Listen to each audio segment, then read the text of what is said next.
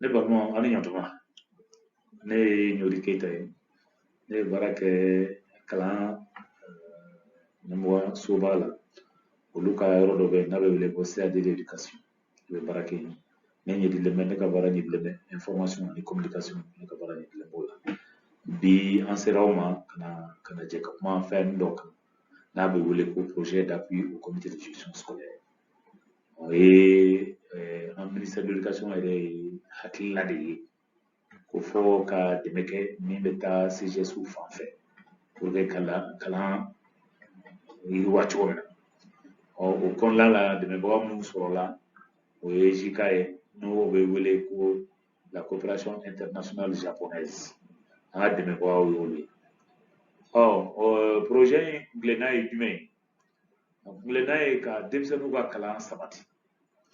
k'a sabati kosɛbɛ pour que dɔnniya in a bɛ se ka kɛ dɔnniya sinsinnen ye jate o kalan bɛ sabati cogo di an b'a fɛ ka ni kalan in sabati ni an bɛɛ lajɛlen ye dugudenw bɛɛ k'i sen don kalan na o de dɔnniya y'a yira k'a fɔ n'o de kɛra a ka ca ala fɛ fɛn in bɛ sabati ni n ko dugudenw ni ekɔli bɛ dugu min na n'a a y'a to ekɔlimɛtiriw dɔrɔn bolo k'a to collectivité dɔrɔn bolo k'a to ekɔlimɛtiri ni ekɔlidenw bolo olu tɛ dɛ an b'a fɛ bɛɛ de k'i sen don a la o de y'a to CGS sigira ekɔli bɛɛ la CGS n'a bɛ wele ko comité de gestion scolaire mairie ka lasigidenw de don ekɔli la donc ka ta olu la ka na bila RCGS la ka na bila collectivité la ka na bila société civile la an b'a fɛ nin bɛɛ lajɛlen ka fara ɲɔgɔn kan k'i sen don ekɔli baara la k'i sen don kalan sinsinni na donc projet d'appui ka hakilila ye o de ye pour que laɲini bɛ sabati cogo ayiwa ne balima an bɛna kuma fɛn fɔlɔ min kan o ye exercice ninnu jɔyɔrɔ ye kalanko yɛrɛ la exercice ninnu bɛ kɛ ka kalan dafa min bɛ kɛ kilasi kɔnɔ ani exercice bɛ jɛ ka ɲɔgɔn dafa exercice jɔyɔrɔba de b'a la kalanko la an bɛna kuma fɛn fɔlɔ exercice fɔlɔ min kan o ye mathématique n'u b'a wele ko jatita jatikalan ye komi an delila k'a fɔ ɲɛna siɲɛ caman ale ye dɔnni yɛrɛ tubaju de ye n'i ma jatikalan in maîtriser a ka gɛlɛn i ka taa ɲɛfɛ kalanko ta fanfɛla la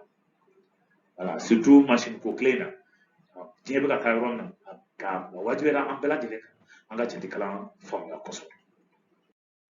ok jatikalan in n'o hakilila la jatikalan in kɔni kɛra komi wajibi ye an bɛɛ lajɛlen kan a fɛn fɔlɔ ye mun ye diɲɛlatigɛ yɛrɛ kɔnɔna la an bɛ fɛn fɛn kɛ la bɛɛ bɛ taalen jatikalan in kan a bɛɛ baselen bɛ jatikalan in de kan sisan donc jamana o jamana n'i b'a fɛ ka taa ɲɛfɛ fo i ka jatikalan in sinsin i ka ladɔnniya kalan ta fanfɛla la voilà donc comme n y'a fɔ cogo min na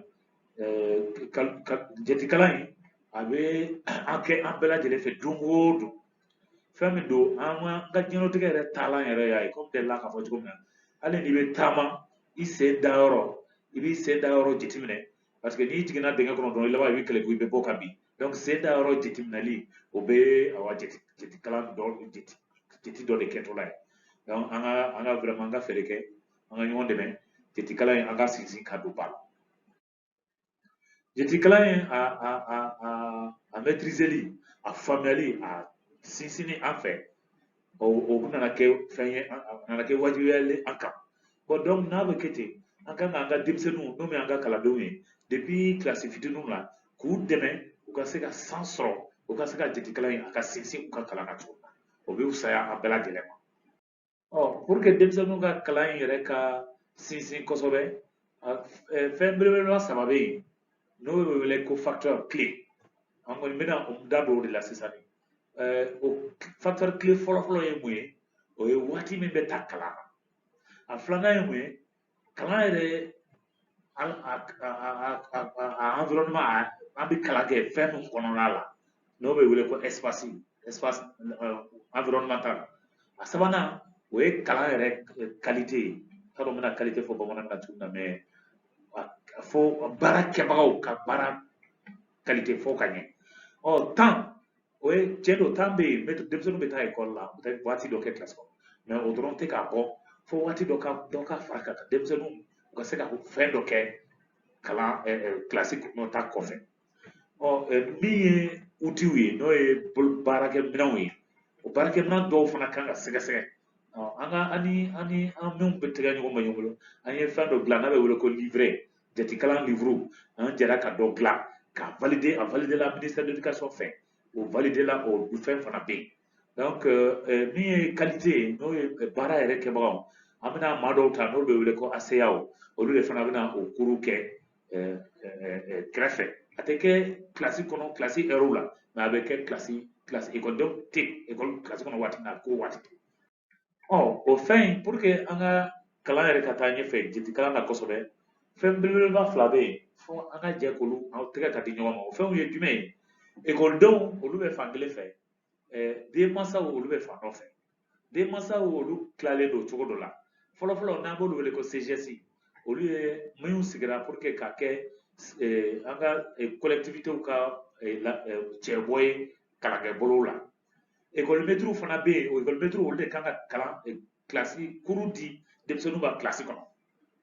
an ka ACAw n'o bɛ wele accompagnateur olu bɛ cours de renforcement dispenser écolidenw mɛ maintenant anw min ye denmansaw yɛrɛ ye anw de fana bɛ denmisɛnninw dɛmɛ sokɔnɔla la donc o fɛn belebeleba ninnu n'an jɛra k'an bolo di bɛɛ k'i ta kɛ ka ɲa a ka ca ala fɛ an ka laɲini bɛ sabati denmisɛnninw ka kalan in an bɛ min na a la kɔnɔla la a bɛ sabati inshallah an ko ko fɛn dɔ bɛ yen fo pour que kalan in yɛrɛ ka taa ɲɛfɛ fo baarakɛbaga ninnu bɛɛ k'i ka fɛn fɛ an bɛna modèle dɔ de yira aw la sisan o modèle o bɛ komi bolo bɛ se ka si fɛn min na pour que ni a fɛn bɔra o sira fɛ baara bɛ ɲɛ o fɛn fɔlɔ an b'o wele ko CGS fonctionnel CGS fonctionnel ye fɛn ye CGS min bɛ se k'a ka activité bɛɛ boloda k'a boloda koɲuman surtout activité minnu bɛ taa kalan sɛgɛsɛ kalan kɔnɔla ɲali fɛ filanan a ka kɛ CGS fana min bɛ se ka u ka baarakɛta k'a bɛɛ dilan ka ɲa k'u dɛmɛ ka baara dɛmɛ n'o ye par exemple ka dɔ fara kalan taabolo fan fɛ ni livre ninnu ye ani o kɔni bɛɛ mana fara ɲɔgɔn kan ka ca ala fɛ denmisɛnninw ka dɔnniya o bɛ sinsin kosɛbɛ camanba bɛ fara o kan ne b'aw fo aw ka lamɛnni la n b'a dɔn n b'a ɲini en tout cas aw fɛ nin fɛn min fɔ hakili la nin fɛn min dira aw ma sisan a na kɛ fɛn ye min bɛ se k'aw dɛmɛ kosɛbɛ